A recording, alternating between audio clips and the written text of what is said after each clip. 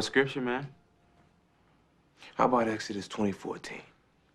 Exodus 20:14. Cool. The scene where Harper is trying to convince Lance to get married, you know. It's one of those classic scenes in movies where, like, you know, the main character has to get over an obstacle. When Lance and Harper were in undergrad, Harper would help him through his tough times by reading scripture. You pick out Lance had to pick out Lance pick out a scripture, and then, like, you know, Harper would recite it. So, you know, Harper's thinking, okay, this will do it. You know, if he reads the right scripture, he'll be okay. So, you know, Lance flips it on, and he's like, yeah, okay, read this one. Thou shalt not.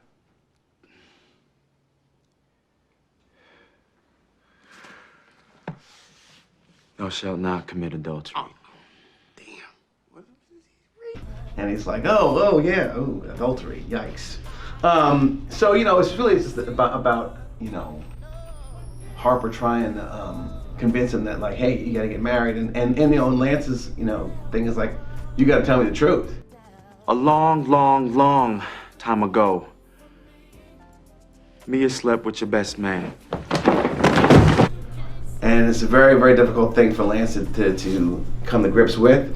I think I would say that of all the characters, and many characters, any character is going to have trouble with this, especially a man knowing that his wife to be slept with the best man. And I think, you know, because of Lance's faith, it's the only way he's going to be able to do it. Morris, I think Tate was really scared, you know, in a lot of these scenes, because we set it up that way. We had a great rehearsal period, fortunately, to do Best Man, because that's the way it was back in the day. You know, we had ample time to kind of get ourselves up to speed there. So in framing, you know, and doing the whole scene, I want to do it handheld, you know, create that tension. It's very kind of film school, you know, kind of lore, but it kind of works, you know, just doing handheld stuff really creates, you know, an unsteady tension that the scene needed.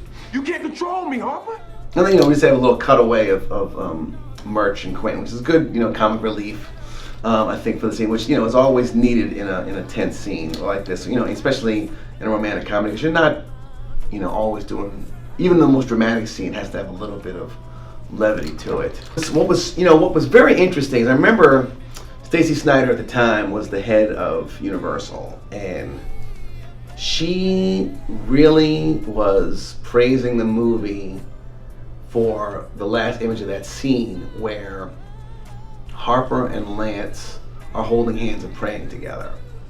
And she was like, I've never seen that. And, like, I don't know if we should, like, the more we can get of that, the better, or, like, just underline how rare it was and how special it was in that moment to have those two men praying together in that scene.